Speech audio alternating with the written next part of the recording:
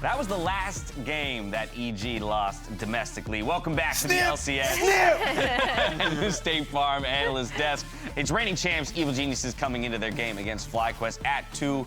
And that's where I want to start, because we did all this couching on day one. Yeah, guys, MSI. You went on a whole ranty spiel yesterday with Pastry about the effects of MSI, and yet here's our MSI reps at 2-0, Jet, opening week. I remember. So first we're going to see like them actually playing well. I still don't think they're playing at their level, but I'm trying to decide whether or not it is just the teams they played against just for some reason not being as prepared as they should be, or if it's EG overperforming. I think EG still has that like team fighting magic that they were able to win with throughout so much of the playoffs, and they're playing with confidence because they are not playing because they have a bunch of practice.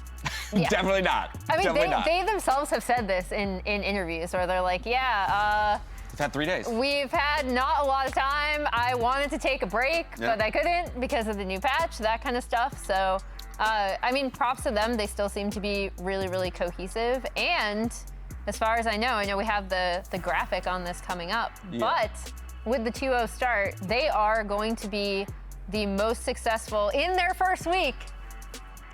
Just in the first week, obviously, very small sample size. When we're talking about MSI hangovers, so this is what guaranteed. This is what I remember. It's every team that has gone to MSI, they've all done bad. They've all done poorly. Like, these are all defending champs, starting with a 50% or worse win record. So yeah, EG already beating the least hungover team ever. It might have to do. We need to know their trick. Well, so with the age. Here's because they're not allowed. So here's my follow-up on your theories, though. That's an interesting one, right? But if we talk about a hangover, right? You were making the case in the past that, like, right? So we had more time in between to recover from that hangover. I'm going to make the case that this is hair of the dog situation. They never got to stop playing League of Legends. Yeah. Right? So they were playing a bunch of League of Legends, they came back, and boom, they're right into more competition play. That's like, that's the cure to the hangover, is don't rest. Yeah, maybe. Every team doctor. Gamer doc, 1 HP medic. Oh yeah, I just pissed everybody off. There's a lot of vendors that are formed with that theory. That's actually absolutely true. Either way, Evil Geniuses performing solidly so far. We'll see if Evil Geniuses can remain on top here in the LCS, especially with a little help from Markz, who's standing by. Let's take a look. Speaking of downtime off the Rift, something that EG did not have very much of coming into summer, can you tell me a bit about how the team is feeling in terms of recovering from MSI, coming into this week and picking up these victories? Yeah, we tried our best to recover. It wasn't much time, like you said, unfortunately, and also Riot decided to drop a very big patch right before Summer Split, so I kind of had in mind that I would take some days off from League after coming back from Korea, but the first day after I came back, I instantly went into solo queue, because I didn't feel like going on stage with no idea how this durability thing works. So I didn't get much off time. We'll see how that goes throughout summer. I'm trying to pace myself, so trying to save some juice for when playoffs and Worlds come around. But so far, looking good. I'm glad to be 2-0 yet, so it's nice. Well, Vulcan, you're in luck. I'm here to give you the down low on the durability update in this not State Farm Neighborhood Tactics. I don't know why they didn't want to sponsor this one. So there's a lot of numbers I could show you about the durability update on 12.10. I'm not going to do that. We're just going to watch some gameplay. So here's a team fight from EG. As you can see, they're going to be chasing C9 into this choke point. They have jojopyun on Corki. He has the package available. And you're going to see a very common play, which is package in, Valk out. But the thing is, with the durability update, you are more durable. And so when jojopyun ends up going in here, he could have stayed in that fight. Look, he's full health as well as just being tankier. You're sturdier, you're tankier, you're hardier. You can stay in that fight, drop some more damage on these guys, deal a little bit more before getting out of there and then, valking out when you actually start taking damage. So just a little bit of a missed opportunity here from EG. They do win this fight. It's still okay. The other thing about the durability update was they wanted to make sure that diving turrets wasn't so easy when everyone's tankier. So turrets do more damage. It was rolled back slightly on 12.11. Again, there's some numbers there. I actually didn't look at them, so I couldn't tell you what they are, but I'm pretty sure it's still higher than a month ago. So this dive, a little bit of a bad idea here. The enemies are also going to be tankier underneath the turret. That's the thing that's important to remember about the durability update. Not only are you more durable, the enemies are more durable as well. So this fight gets turned around. I know what you're probably saying here. Mark, weren't there other factors like map positioning, the fact that they shouldn't have been going for that play, TPs coming in, all that stuff? Honestly, no, none of that matters. That was 100% a misplay because of the durability patch. So that was the C9 game. They ended up winning. It's okay. But there's a couple other instances that this team needs to look at to improve on. As you can see, this fight gets turned around. Bit of a throw by EG. This is the next game versus 100 Thieves. Here, jojopyun gonna go for a kill on Abbedagga again. Great opportunity, but look at this. He doesn't die. You know why he doesn't die? That's a kill a month ago. It's not a kill today because he's more durable underneath the turret. Again, gets baited in though, thinks, oh, if he's more durable, I'm more durable. Wrong, Jojo. You're not more durable. Well, you are, but you're not so durable that you could do that play. So you die there. And I think this is one of the things that a lot of teams are gonna have to adapt to. And if I have one piece of advice to EG and any team struggling on the patch, it's that people are more durable post-durability update. Anyways, back to you guys. I feel like I'm going to be a more durable analyst, having watched that. Durable ears. Yes. Until you attempt an analyst turret dive, and then you are less durable. Yeah. Then I overestimate my durability. There you go, EG. Mark has done the homework for you to make sure that you're up to speed coming in on this durability patch. But I feel like, Jack, we should do the same thing for FlyQuest. Now, they're not necessarily working against durability, but they had a rough showing so far, and yesterday fell short. If you're not watching closely, you might not have seen why FlyQuest lost yesterday. Because they could be undefeated with EG as well. But I've pinpointed the moment where they lost. Watch closely. Okay. That's it. Yeah. I built it up more. Wait, can you roll that back? Let me see that again. I think I may have missed it the first time around. So Aphromoo does press R. Boom. When he shouldn't have pressed R. Yeah, but your R is your strongest ability, so why is that bad? The timing was unfortunate. Oh.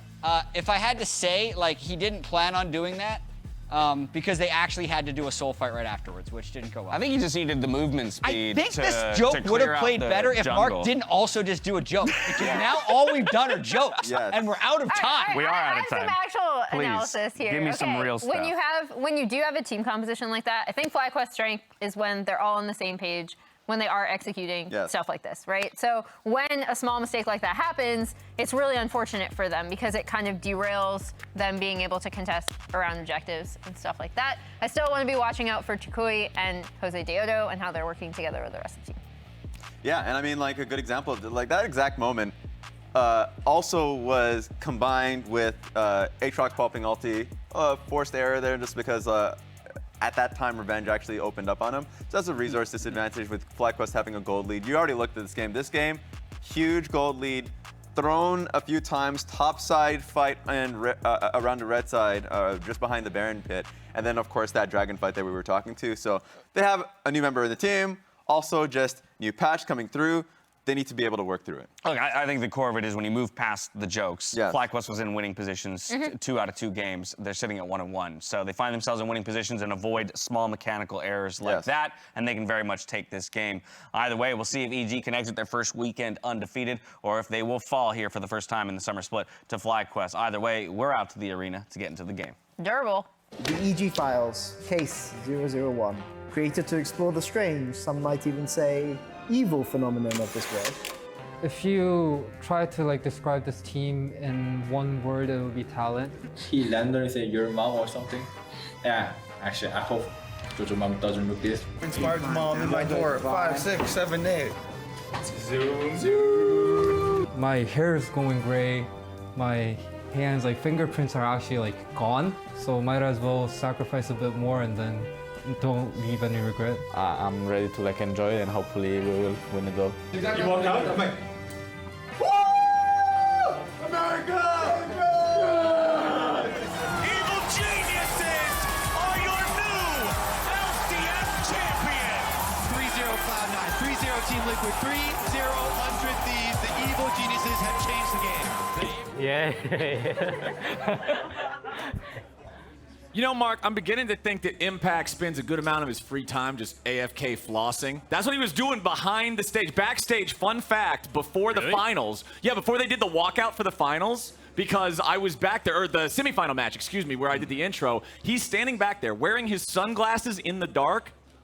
Practicing. Yeah, practicing just for the big AFK moment. flossing, man. That's the way. Apparently, that's the secret to being not only a top player that was a world champion years back, but still one of the top competitors I mean, today. the thing you gotta say about Impacts, he adapts to the meta. You know, he adapted to the flossing meta. Who knows what he teaches the Zoomers how to. He teaches the Zoomers the ancient ways. They teach him the new age. Who knows what the next cringe dance is he'll pick up. It's okay. It's okay. Let's go ahead. Let's see how our drafts are looking this time around. Karma, Zeri, Lucian, they were all banned in game number 1. They're banned here again, but Viego, one of those picks that we saw in that first game, not going to see him here. Senna also banned out. Very powerful champion on this patch. Inspired had a great game on Viego. I believe it was yesterday. I think he picked up the player of the game for his Viego game. I'm going to have to double check that, but he had a great game on it, so obviously they want to take that one out. A lot of marksman bans seems like the current meta right now. Wukong seems next on the priority list for most junglers. Yeah. And even then, it's between Viego and the Wukong. Depends a little bit more on carry potential individually, I think, that Viego can bring versus team fighting, engages, and early ganks that Wukong might have, or post-6 ganks. Yep, Azir banned out this game too. So I mentioned last draft about Corki, Victor, Azir, all these hyper-scaling mages in mid lane. Azir will be the one that is not available this time around. EG have more pick of the marksman than what we saw for either side in the first half of the draft last game, but they still want to go with that Ezreal, especially against something like Wukong that's good at diving. Ezreal's extra safety feels nice. Yeah, feels good. I think we'll have to see what they want to do with this pairing. Again, Karma's gone. Last time we saw with the Leona, and it worked pretty well for the most part. 400 Thieves. Yeah. Just now. They could roam around the map. He kind of ignores the Ezreal. There's two kinds of Ezreal. There's the insanely annoying, we have prio, we pelt you with mystic shots, all laning phase, and you sit under your turret and take it. Then there's the I farm under my own turret with you. Yeah, that's basically how he plays, one of the two ways. Depends what you're paired up with. Well, we got Lillia locked in here for Evil Geniuses. So some very powerful team fighting potential there on that champion. Over on the other side, though, FlyQuest locking in the Twitch, locking in the Yuumi, the invisible submarine missiles. Yeah, Toxic Rat coming in with a cat on the back. The rat and the cat combo. It's very scary. It's something that's been terrorizing, I think, both solo queue and scrims. I think everyone is aware of this combination, and it has so much playmaking potential once you get out of the lane phase, the submarines like you're talking about. And all three of the champions drafted for FlyQuest so far. Incredible AoE team fighting potential. Yuumi ulti, Twitch ulti, Wukong ulti. These guys are scary in a 5v5 situation, particularly if we get into some mid-game scrappiness. I am trying to will this into existence. I do not want to see 2 kills at 22 minutes again. But if we get some fights in some corridors, maybe for some objectives, these guys can really cause a ruckus. Gangplank going to be picked over here on the side of EG, so Impact will be piloting that one. He's had tons of great games with this in the past. But we are into our second half of the draft, which means the second half of the bans, as we're targeting some solo lane action here. Aatrox and Yone banned out. Yeah, interesting to see the Yone ban by FlyQuest there, probably targeting jojopyun because you know that GP is going top. I really like the FlyQuest draft so far. I think it speaks to the team's strengths. They are a team that works well together to the point where you can say they're playing as better than the sum of their parts. They always seem to find these mid to late game fights that go well. Yesterday notwithstanding, I know they just dropped that game to Immortals, but they still had a huge gold lead off the back of some great team play. So going for a more 5v5 oriented composition makes a lot of sense for them. And EG, I mean, they've shown that they can kind of play it all, man. They got scrappy comps, they got ball comps, they got spoon feed the Danny comps. I mean, chat doesn't have much faith in them. I just now noticed the vote is about 2/3 That's the Tukey power, baby. Yeah, that's the Tukey time power plus the Twitch Yuumi is OP power. As we've got our last bans of the draft coming in. It's Irelia, it's LeBlanc taken off the table. Lots of focus there towards that top side with a little bit of hate thrown in for the mid lane as well. What is Ezreal going to be playing with here? Evil Geniuses trying to figure this one out, probably leaving that last pick for Jojo himself. Ezreal Sona. So I'm feeling like, you know, this is one of those times. Sona scales up very impressively, right? Like late game Sona is an absolute monster. She is an absolute monster in the mid to late game. She also should have a decently okay lane into the Yuumi. I know a lot of people like playing some enchanters into the Yuumi. It's not too much of a high pressure lane or whatever. Yeah. I'm just surprised to see it over some of the other enchanters, which were not that heavily targeted out. But I guess if you're thinking that it's going to be 2 ball comps running into each other, Sona is incredible in those situations where she can keep your whole team shielded, healed up, find some engage opportunities as well, which is not always easy for enchanters to bring, but they're pretty similar. Well, hey, we want to talk about AoE team fighting power. How about some Vlad thrown on top of a Wukong and a Twitch and a Yuumi? That one's locked in for FlyQuest. Yep, I expect both teams to continue indexing into that. Not seeing the mid laners yet. Ahri? Okay, so Vlad top. Vlad top. As expected in the GP, it's a good matchup for the Vlad for the most part. Just had 100% confirmed because it is a flex. You never know, but definitely going to be going to the top lane. Just a strong matchup unless you mess up the lane horribly. Vlad should have control over that one. And then the Ahri, it's a double AP solo lane, which I know sometimes people try to avoid. as well as the Yuumi. AD jungler though, so. AD jungler, and then if people want to index into MR for team fighting, Twitch is going to have a field day. It's going to be great. I'll just pop you guys with my ult and stuff. So it does seem a little surprising maybe at first to see the double AP solo laners, but I think it works within the context of their composition. Lissandra. Yeah. Team fight. About that. More Lissandra. Team fight. It's going to be, again, some early Merc treads probably for a lot of these solo laners with the amount of AP damage in this game. But I think it makes sense. You are trying to kind of blow people up in 5v5s for both team compositions. I like it. Both these play pretty much the same way. Like, you're asking for fighting. You wanted an aggressive I want fighting. game. I want League of Legends is a PvP game. Are you sure? I sincerely hope I am. Because this is, I want to see a spicier early game. These are, I mean, Evil Geniuses is not a team that when I think of, all right, just sit and scale, that I would think of them, right? No. That's not really their style. So No. I'm hoping, Mark, we get something a little spicy. We should. I think the big question for me would be the junglers. If they can get into the lanes and make something happen. Lillia doesn't have the greatest setup in the top lane.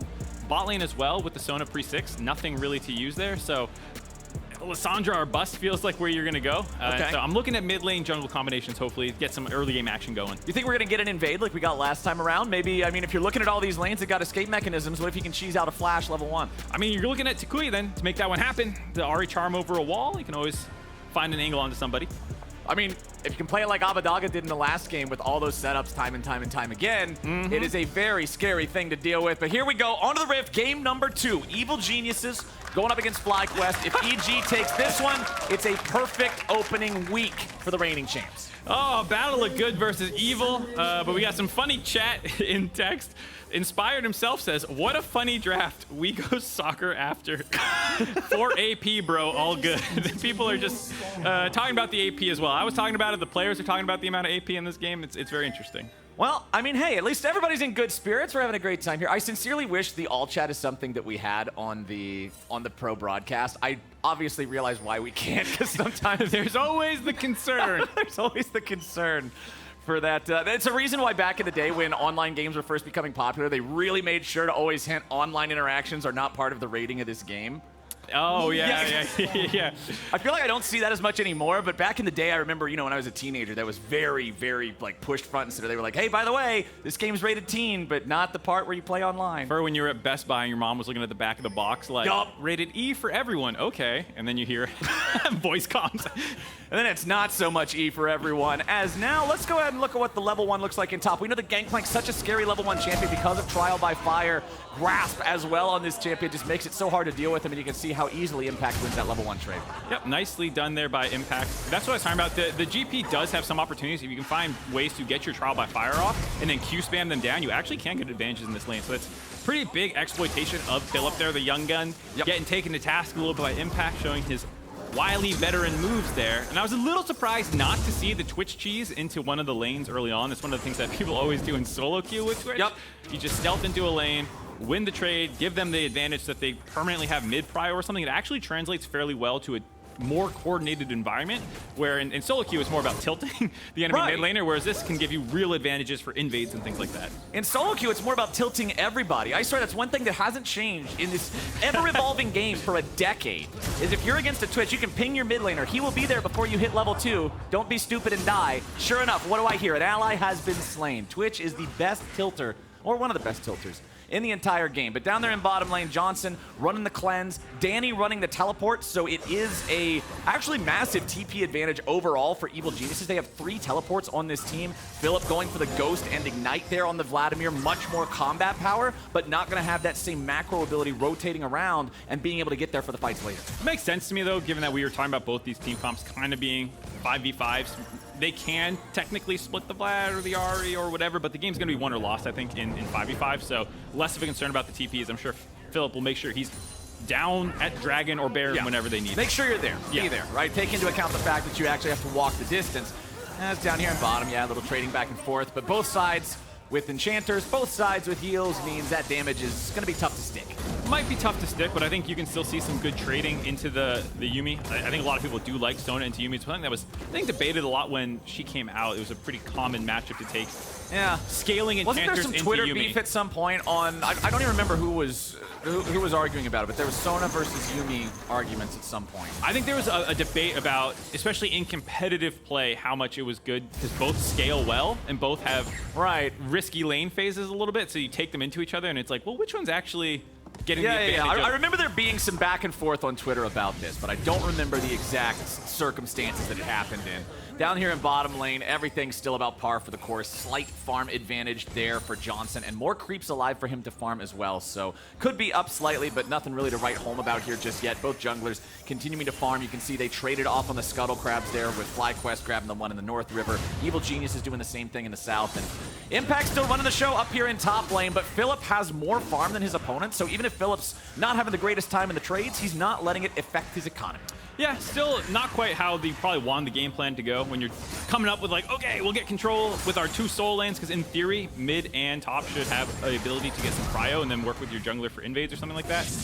Not going to be the case with Impact kind of winning that lane from level 1. Philip, like you said, will be okay, but it can still be enough of a wrench in the game plan to make Jose have to be like, okay, where do I go now? Can I still do the same things I wanted to do?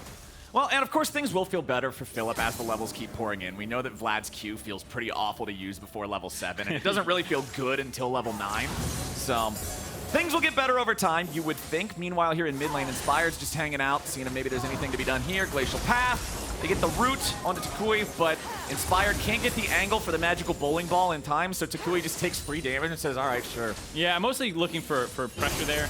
I do like this mid matchup a lot, because I feel like toucouille came in from 2022, not that hyped up. jojopyun, savior of NA for mid laners. Yep. And then quietly, toucouille actually got the all-pro vote over jojopyun. Well. Yeah, it was really well. Despite jojopyun winning the championship, at the end of the regular season, I think more people believe toucouille to be the better mid laner, and I think there is still a bit of a back and forth that I'm really interested to watch in. Not just the good versus evil monikers of the organizations, but I think some of these players as well having taken accolades from each other, you could say.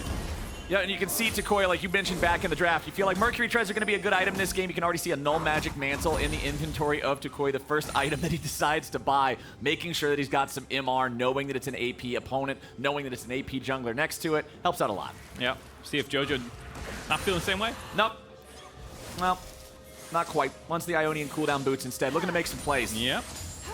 Interesting. I would have guessed it would have been Merc Treads just because Ahri charms, Yuumi roots, stuff like that, but not the case. Wants to be a little bit more aggressive, I guess, with his spamming. It will help you with cryo because even in the matchups where you pick Lissandra as a counter matchup, things like LeBlanc and Ahri, sometimes you can lose the shove just with base damage and cooldowns and whatnot. So this does give you more cryo to contest the wave early on. Plus the Mercury Treads don't give him double value. The enemy jungler is AD, so it's not like it's going to help you out in the ganks as much. FlyQuest coming in for the dive. Impact! Not long for this world. He's burning away, but he stays alive. Mark, what's the word? Durability update. Durability right there coming up clutch for Impact, keeping him alive underneath the turret. The Ignite not finishing him off. I wonder if Jose could have snuck in an auto attack or something, because he mostly just kind of drove by through the lane.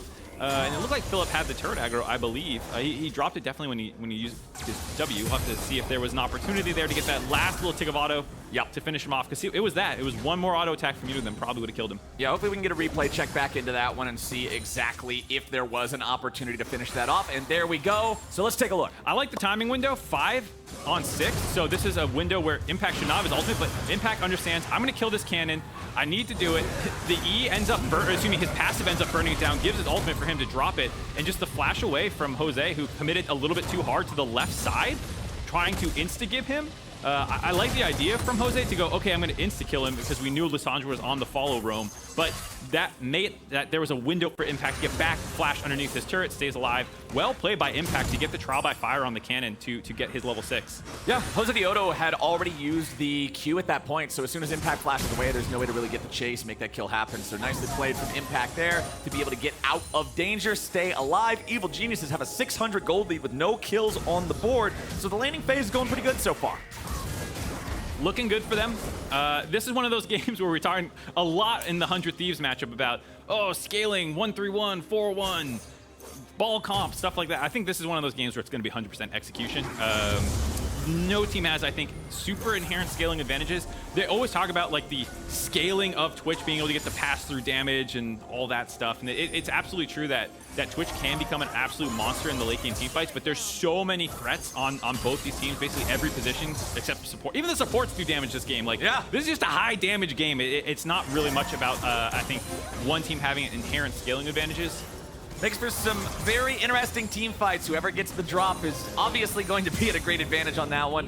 You can see in the inventory of Johnsun here, the usual Twitch build these days, one of the champions that does not rush mythic item first. Blade of the Ruined King is the hotness in the current meta. Makes him very, very deadly if he's able to just dump that percent HP based damage into that first target that he finds.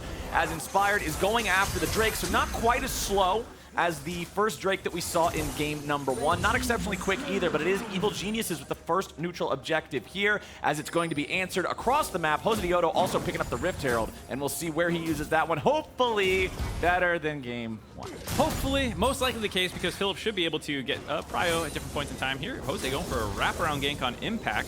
And no Impact has no flash. Philip dropping the ulti, finding some damage here. Empowered Transfusion while the ulti is still active. Impact running through the enemy turret.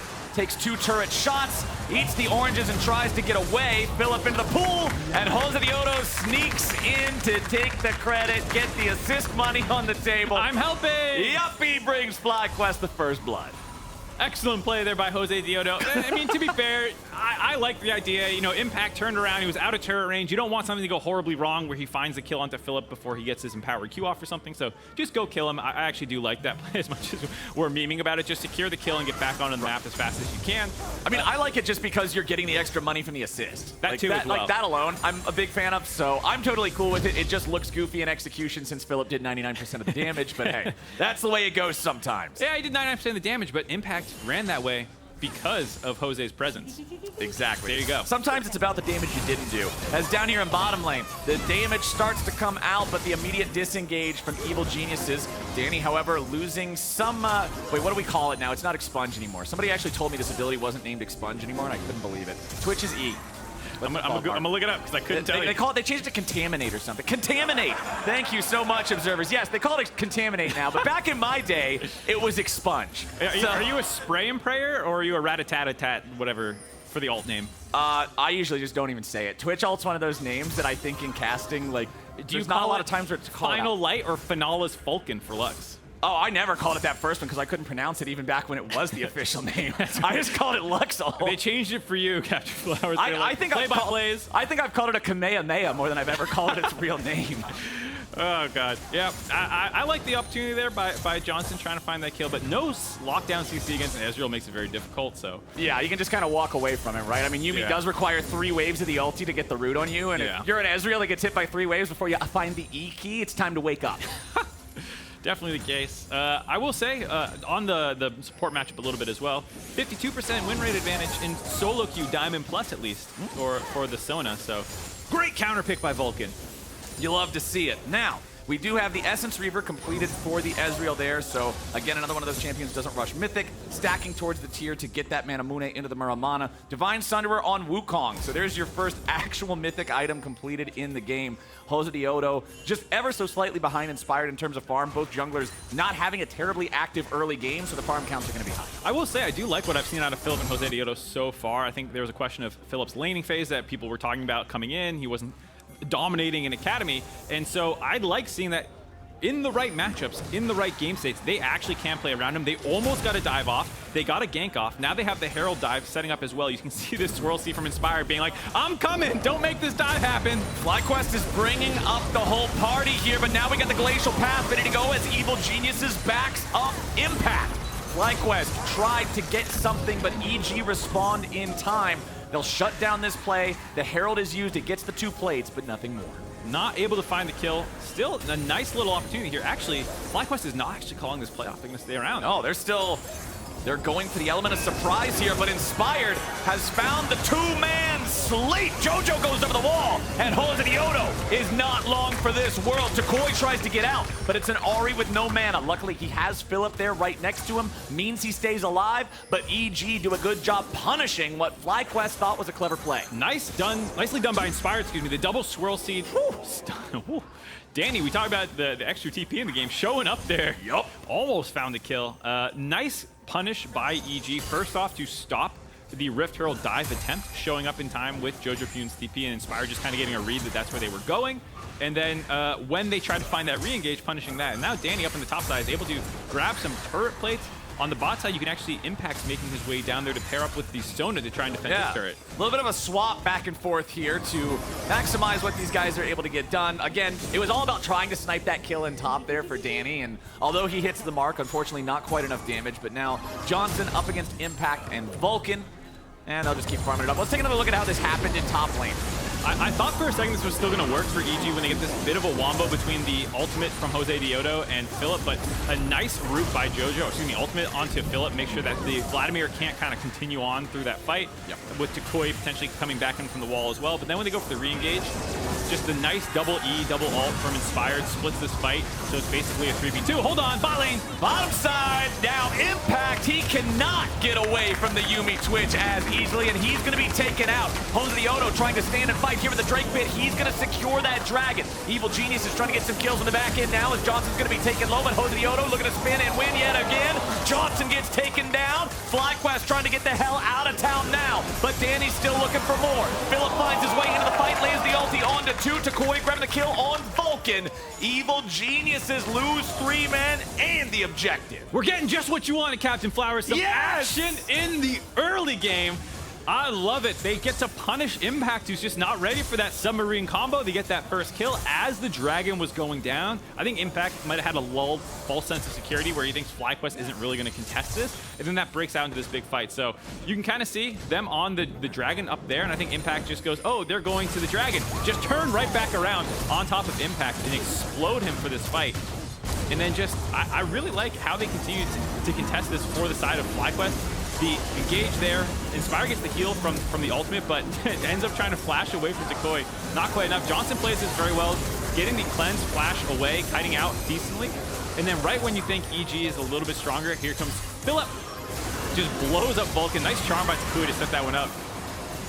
And Jojo, nice escape there. Lands the root and then the E away. Yeah, but even though that fight looked really good for FlyQuest, even though they got the Drake, even though 700 gold lead for the side of Evil Geniuses, who are still ahead overall in the game. FlyQuest going for Rift Herald number 2. Remember, they did get that first one. It did result in 2 plates, but nothing more. EG are bringing bodies up towards this pit, but it doesn't look like they're going to be there in time to contest it. Is secured by FlyQuest. Eyeball still on the ground. They want to at least try to grab this and get out. Aphromoo takes it. See you later, Jose. I can't help you, bro. Yuumi, get the package and get to safety. I was wondering what FlyQuest was going to do there when they had Yuumi on top of Josedeodo in the pit. Jose's like, guys, look at me. So Yuumi can the cat grab it in her mouth and then skirt over. So they do get the Rift Herald there. They end up dropping at the end of that and didn't have some pressure from EG, but cute little play there. That was the quarterback sneak of League of Legends. Yeah, I was like, oh, there's 2 dead people in the pit instead of just 1, but there you go. Aphromoo. They get away with it. Nicely done from FlyQuest there to at least get their objective and get out. It does cost them a death, which does put Evil Geniuses 1,500 gold ahead, just about 17 minutes in. 1,500 gold ahead right now. The Rift Herald charge will hopefully bring that a little bit closer for the side of FlyQuest. Yeah. And the one thing I'll say as well is EG have some money printers go burr on their side with the GP as well as first strike. Ezreal get a little bit of gold, and you're going to be just pelting away over the course of laning phase. And then even in team fights, if you can, just get a fat ultimate across multiple people, it's not a bad chunk of change you can pick up. Similar to how on first strike Karthus, you just drop your ult. And just pop the ulti and get paid for it. Yeah. Press R, get 300 gold. And to be fair, it's even better on Ezreal in the sense that you use that to check objectives. You get to the cooldown a lot faster with your Q spam, whereas Karthus, when you do that in pro games, it feels pretty awful. You're like, it's not the I'm a team fight champion who doesn't have a team fight ult now, whereas Ezreal is not reliant on his ultimate at all. Well, Josedeodo has Aphromoo strapped to him yet again. They're looking towards that crab, but unfortunately, Evil Geniuses is doing so, but with a lot more eyes. 4 players up here in the top side river means they will secure this little mini neutral objective, but talking about neutrals, there's nothing to fight over here for the next minute and a half. That's when the 3rd Drake of the game will be live. Remember, those are tied 1-1 right now, so nobody close to a soul at all. 18 minutes into the game means Baron is still off the table for the next couple of minutes here, and that's about how long Aphromoo still has on this Eye of the Herald as well. Mark, where do we want to see FlyQuest use this? Never mind, they have used it mid lane. Well, that's what I was going to say anyways. I swear to God. I swear to God, it's not hindsight analysis. I was going to say I always like second Herald on mid if mid turret is still up. Mid turret is just such a vital, it's not in terms of gold anymore important, but just map state, being able to get a little bit further of a push in to then go move into jungles and stuff. I think it's can't be overstated how powerful that is. It's the most important turn on the map in a lot of ways. Oh, Josedeodo getting caught out here again, trying to disengage with the help of Aphromoo, who once again must abandon ship as Jose is caught and exploded. They do lock him down, but you can see how difficult it is to engage through the Yuumi with the Wukong there, being able to leave his clone behind for the knockup. Does force a lot of spells out there. You have JoJo's ult down, Inspired's ult down, Vulcan's ult down, so a nice pickoff, but at the end of the day, FlyQuest still dropped that. Oh, the mid turret's still up. I'm trolling. It barely survived from the Herald Charge. Herald Charge got it down to 2 or 3% HP. But no, like what you were talking about with how this turret is so important, I fully agree with. It feels like so many times you see shoving out mid be the first step to whatever other play, whatever other movement you're looking to do, and being able to shove it past that, oh, well, we're just at the river anyway point, means a lot for what you can set up, right? Yeah, definitely the case. Mid priority is something I have hammered home more than I probably should have over my career. And it's something that, again, will be very important in this game, I think, with the Dragons. Stacking will not be like the importance, but you'll see a lot of people fighting around Dragon. Having that angle will be huge.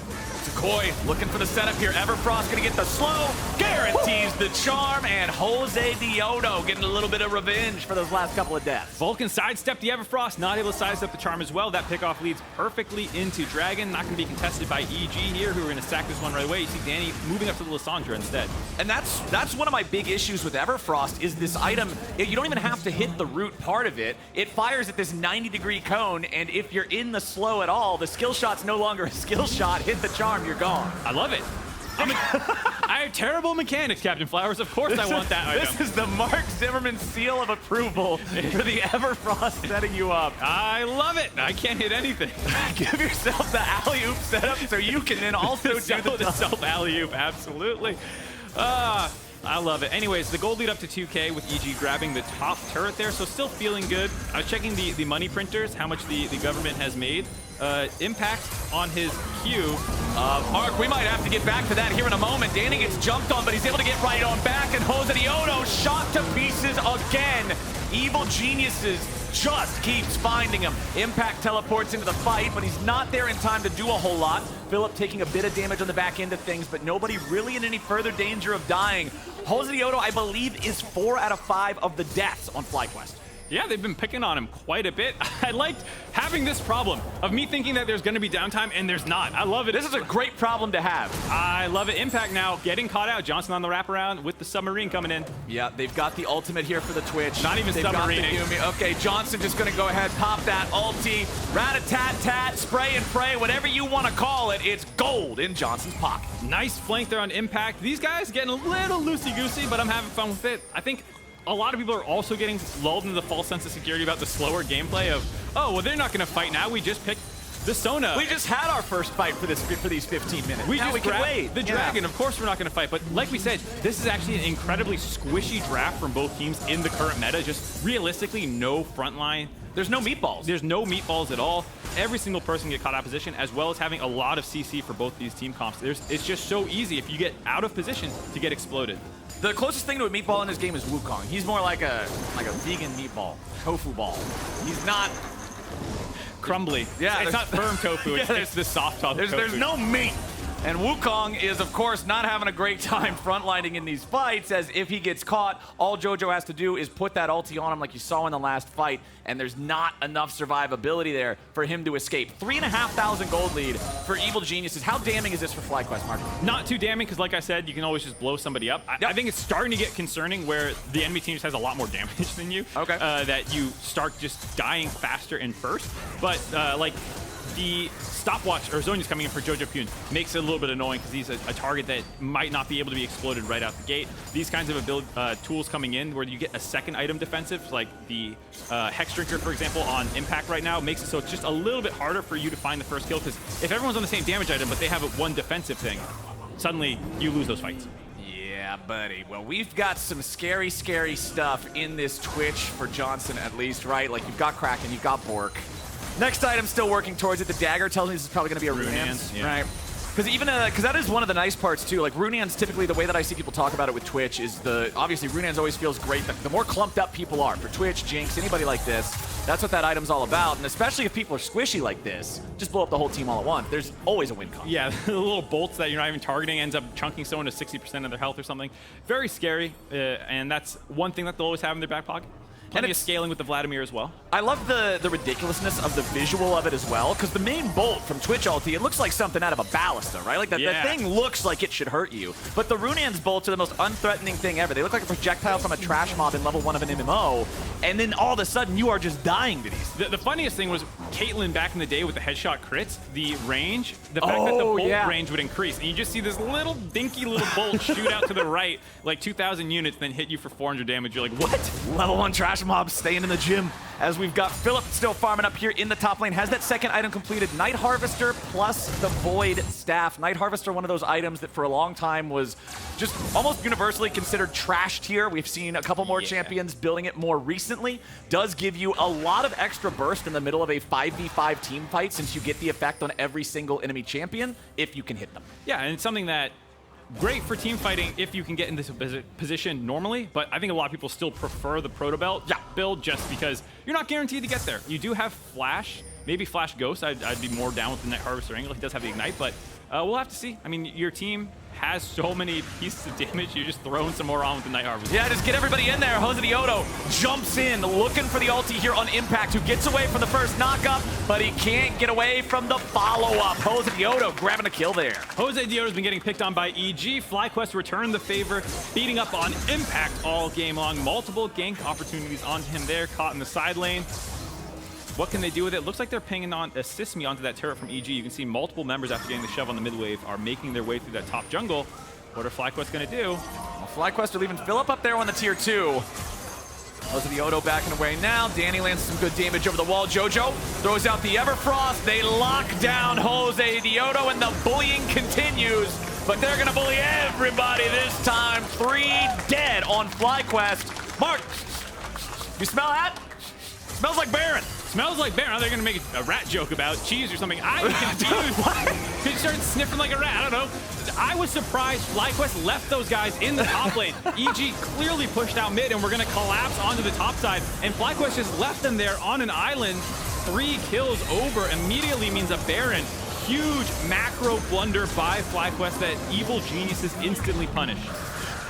And they end up going the Dragon the way of FlyQuest, though, so at least they get that. You saw that during the Baron take, Danny fires off the True Shot Barrage into the pit just to see if maybe he can YOLO steal it away. Does not end up working out for them, so FlyQuest get that, but it is a poor consolation prize for losing 3 men and then losing the Baron. The fact that Josedeodo was running into the jungle makes me think that FlyQuest was totally unaware that EG was collapsing in this situation. Yeah. Because otherwise, I don't know why you would be base checking 4 people. Maybe they thought only 1 person was coming, but I just don't know what else you think the enemy team is going to do after shoving out mid-wave with 4 people. They're obviously going to be trying to stop your push there, and FlyQuest just needs to respect that and back off. Nice punish by EG, though, because now you're asking, what's the gold lead? What's the gold lead? 5.5K with Baron is the lead. I asked you how damning it was earlier at 3.5 with no Baron. Now we're 5.5 with Baron. This is troubled waters for the side of FlyQuest. Yes, they have Soul Point, but if we're listing off advantages for them in this game, that is about it. Looking at Johnson's inventory, has the Zeal, so still working towards that Runeans. And this lead is becoming so massive, I'm starting to feel like that's kind of the only win con, is just Twitch opens up the firing range on 5 people at once. The Wombo combo always exists. Vladimir ult, Twitch ult, insta-kill everyone because they were grouped up with like Yuumi root over the top or something. But it gets harder and harder to pull that off as the enemy team just has more vision control. They can spot you coming, as well as like the Sona can stuff this stuff. You know, people have other tools. Like EG is also a great ball comp, so as long as they're not totally grouped up on top of each other, they should have the tools to disengage something like that. Danny will land a little bit of damage there onto the tier 3 turret, but Evil Geniuses doesn't want to risk anybody getting caught by stepping too far forward. They have these 2 empowered cannon minions, which always feels good in these situations. If you're really trying to be maximum cautious and not get caught by stepping up to auto the turret, you have 2 cannon minions, you don't have to. The cannon minions are doing all of this. There, they finally die, but they get the turret down to 10% HP. Yeah, FlyQuest was just waiting to see where GP was. Once he showed getting the top wave in their favor, they got a little more aggressive about clearing that out. Now they're looking for a fight. Jojo missing his W there, casting it a little bit too early, so Josedeodo, an extra bit of threat there that forces the Evil Geniuses mid laner back, and with them losing control over that mid part of the jungle there through Jojo, that means the rest of EG now backs away from the bottom lane, gets themselves back into the tribe rush. Going to be a group recall here.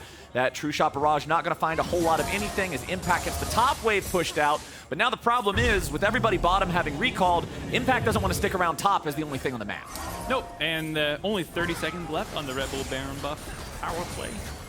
Right under 3k gold that they've been able to get from it, so that's really good. It's good. It's not crazy though. It's not back-breaking. You didn't break any inhibitor turrets. Those are all still up, as this is probably going to time out. Maybe they'll be able to grab this inner as the last little prize for them. Yeah. Then it's really going to be about the soul point fight, Cloud Soul available for FlyQuest if they can find an angle in there. Usually when I see a team take a first Baron, I expect them to be able to get most, if not all, of the tier 2s. That's what I generally consider a mark of success. And then a huge success is breaking that inhibitor line. Like it's changed over time. There was a period of time where that's like, you were happy if you could get the inners down. Then there was the everyone dies so fast that like the game should be over after the first Baron. We are definitely back in that, like your first Baron may not be the game ender if you're not already massively ahead. So, but it gives you a really nice boost. It gives you a huge boost. It means these team fights around these soul points that are coming up should be massively in your favor. You should be able to get the second Baron as well. In FlyQuest, you're going to have to find an insane angle somehow to get this game away from EG. Yeah, it's feeling like even though FlyQuest are the ones who could go for the Dragon Soul here in a minute and a half, they're so far behind and they've lost control of the map in a way like what you're talking about. You can see all the EG vision down here in the jungle. That it's so dangerous to go after a single Cloud Drake if EG gets it. It's not that big of a deal if EG takes it. Yeah, you're losing out on a soul, but what are they really winning? You don't have to take it. You don't have to take this, but at that same point, when are you going to find the angle that you like? Is it going to be at the Baron? Maybe. I'm not quite sure. Yeah. I mean, EG have... And that's the call you have to make. It's a call you have to make. EG have done a pretty good job of kind of playing as a unit. I'm trying to figure out like who I want to single out on this team as having a great game. Multiple members are, you know, obviously Danny, pretty fed. You have Danny and Inspired Jojo are both doing great. Yeah. Inspired's doing fantastic. Like Jojo is the only one with 100% kill participation. So if nothing else, default to who's always in the fights. That's the way I do it. Yeah. Oh, hold on, Philip. Oh. Nice reaction there from Philip. However, the barrel chain is there. Impact only needed the second one. He put the third one in for style. He was stunting on him. He said, I know where you're going to go, and put the third barrel down on the escape path of Philip. They find that kill before the dragon is up. They might not even go back to it. They have a huge wave here. They're going to be able to crack this inhibitor. Vulcan throwing up the white flags, which telling him to FF. Just get out of here, dude. The game's over. Man. And the rest of the team wasn't around at all to try and make any sort of a defense. So Evil Geniuses with that pick just strong-arm their way into the base. They take the first inhib. They set themselves up to stop the soul, to grab their second Drake. Everything's coming up EG, Mark. Yep. Excellent job there, kind of getting ahead of the dragon fight. Just find a pick beforehand. And Vulcan has had a good game. I know it was dodged out by Philip, but I knew they had the inside track with GP there. Yeah. And it's been nice to see Vulcan on things that are not Alistar, Leona, and Nautilus. I think even he was memeing it in some of his interviews that he's just like auto slams Nautilus, Leona, and showing that he has more things in the back pocket that he can pull out. The Enchanter meta is not one that he's going to struggle in, if this is any indication. And Josedeodo will hand off this blue buff here over to toucouille.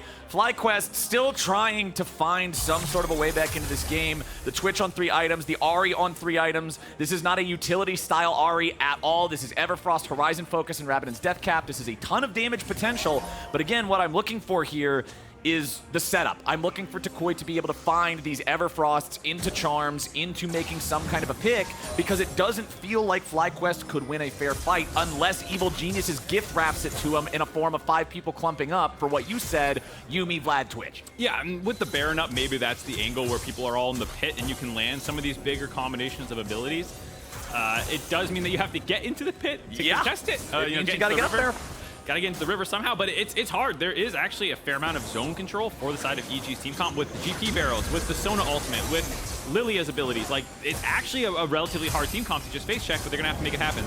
You can always tell when a team is confident because they will walk into the pit, start hitting Baron, notice the ward, say screw it, and keep doing Baron while they clear the ward anyway. And that's exactly what I was talking about. They tried to brute force their way through that little entrance, and they eat GP barrels, they eat Ezreal Qs, they have swirl seeds coming at them. It's tough. It's hard to find a way in. They're going to try and make that happen through mid lane here, get some prio, and then go into the bigger entrance of the river from mid lane. I mean, when you think about it, you got Sona, you've got Ezreal, you've got Gangplank. Like, this EG squad is very good at disengaging. So if FlyQuest have a move to make, it needs to be coordinated, it needs to be powerful, it needs to be soon. Oh, but we've got the potential sleep coming out here. That one's going to find Jose. As Jojo turns his attention over onto Philip, and now FlyQuest looking to counterattack here a little bit. Josedeodo staying alive, Inspired grabbing the killing spree, and Johnson's already down.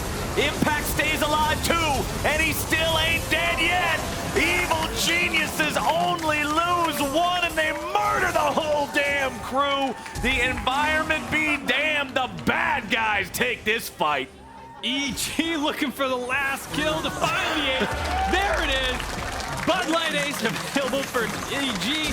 Find that kill. They're moving into the top lane, going to try and end this game potentially. Oh, they're just burning the whole thing down. I like what FlyQuest tried to do there, but that is what was an 8,000, now a 9,000, nearly 10,000 gold difference. Health bars got low, but they didn't hit 0, and EG just outfight them. They're going to get some turrets. They're going to get the Baron. Impact's looking to grab himself an inhibitor. This is feeling over. I spoke too soon. I said it was over. Technically, game's still going on, but there's just so little opportunity now for FlyQuest to get back in the game. They're waiting for the respawn on Jojo before taking this Baron.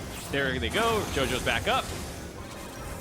Yeah. Greeting the smite for fun, waiting for resets. I think they're just taking as much time as possible. Just like, hey, well, let's get 3 extra seconds on Baron. We're min-maxing. All right, I'm down for it. Here's this fight. Philip gets jumped on with Aphro on top of him, and it leads to a small opportunity here that I kind of like, but watch Johnsun just get absolutely exploded when he tries to open up here. Everyone's initially onto Philip. They get some good trades back, but Johnsun gets the big one dropped right on his head, comboed up, blown up with the Ezreal ult as well. Like, he just got exploded without really being focused down. That's the danger when the Yuumi is not on top of the rat. The cat-rat combination not available.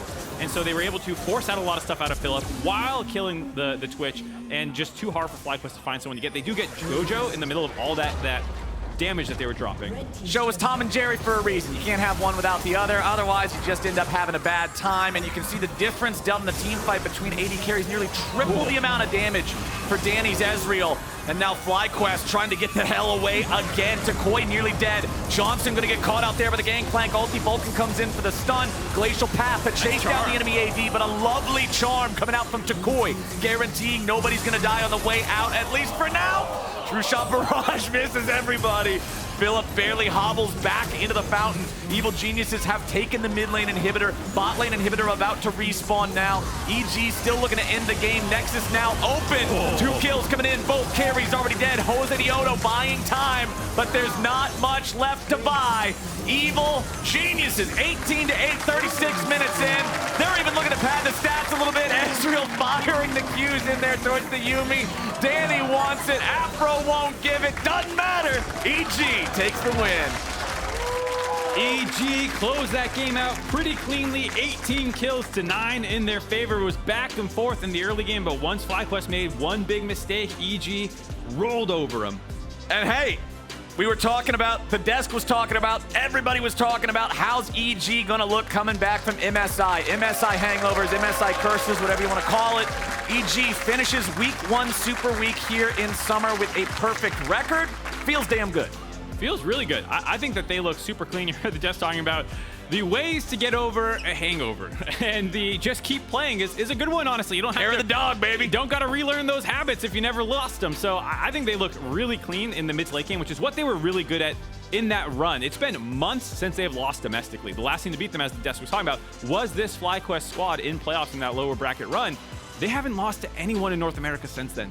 They're months undefeated. They're looking really good, and it's another big thing too that you always wonder, especially with a big meta shift like what we got from the durability patch, and with EG being one of our more aggro teams, you wonder, okay, are you good at all forms of League of Legends, or are you good at this form of League of Legends? And EG is showing, hey, they're here to rumble on the durability patch too. Yeah, there's so many players who have a lot of experience. Vulcan, Inspired, and Impact have lived through so many metas at this point that you're not really too worried about them. I think it was, well, how will JoJo do and Danny and stuff, and clearly they're still firing on all cylinders. So EG is proving themselves to continue to be one of the teams to look out for no matter what point of the split we are in. But now we're joining LeTigress and the Pentakill Prince himself, Mr. Danny, for our Verizon post-game interview. Pentakill Prince sure has a nice ring to it. I've got Danny here after this victory. I do want to start with draft. A lot of AP going on. What were your thoughts on how that came through? The draft was really funky. I mean, it's not something we usually see like in our day-to-day competitive league scene. So I really thought we like really shook things up a bit. So it was interesting. Which I think all of the fans are very appreciative of. It's nice seeing these unique picks come through. What was it like in this game? You faced off against the cat and the rat, a lot of back and forth before you really took over as a squad. Personally, I've had a really bad experience with Twitch Yuumi. I've always been like mentally scarred from it. So it was kind of really annoying to play versus because he can always just pop up on your face and Yuumi ults you. So I think it was really scary, but we ended up persevering through it. So. Yeah, popping off in the end for sure. As far as good things for the mental, this is a strong showing for Evil Geniuses coming into the start of summer, a 3-0. How did you think this week was going to go, and how does it feel to have such a strong super week? At first, I thought this week was going to go. I mean, it was really unknown, like what was going to happen, because I mean, it's the first week. We just came off of MSI, so anything could really happen. These teams could have prepared a lot of stuff because they've had more time to practice than we did on like this patch. So I think it went well for what it was. So really happy about that. How are you enjoying kind of the freshness of everything, even though it did come very quick for you all having to make those adaptations? We have seen a lot of different things starting to come through. I'm really happy with what's meta in this patch. I think I play all those champions really well, and our team plays around those champions really well. So especially for AD carry. So I'm really happy that patch is where it is right now. Yeah, I know Freak even mentioned maybe some Samira when he was talking about patch rundowns in the past. Is that something that you maybe at one point as a Classico of yours want to bust out? It's a pocket pick. Pocket pick we always enjoy seeing. We are about to check something out from Players though. I know you've watched it. Any thoughts on the show thus far? Players is a really funny show. I think I don't want to spoil anything, but just the main characters, cream cheese, like really like that guy. Yeah. Lots of love for cream cheese on the stage. Thank you, Danny, for stopping by. Thank you. Speaking of Players, we do have a little bit of a featurette on Making the Show, which follows a fictional team in the pursuit of conquering the LCS. Let's check it out. On some level, we do feel like it's a love letter to this world, to this subculture. There's that type of like obsessive dedication in the pursuit of greatness in esports, and I hope it comes across in a genuine way in the show. So for League of Legends, I have tried every champion and I've played every position. I'm a Caitlyn main. I'm a AD carry, but once it gets out how bad I am at the game, we lose a lot of credibility. There's nothing worse than me trying a new champion, being absolutely terrible, and me just like spending the 40 minutes wishing I had picked my tried and true champion. Dude, what are you doing? Or take theirs. Oh my God, is that a joke? You just took Heimerdinger? What are you doing, bro? Heimerdinger? The idea for Players came from my co-creator, Dan Peralt, was interested in this world Tony and I went to the Game Awards in Los Angeles, and that day is where I really learned about League of Legends. It's one of the biggest sports spectacles you'll ever see. It is sobering, and you realize you're in the future. 11 dreams with all eyes on the LCS trophy. It is action-packed on opening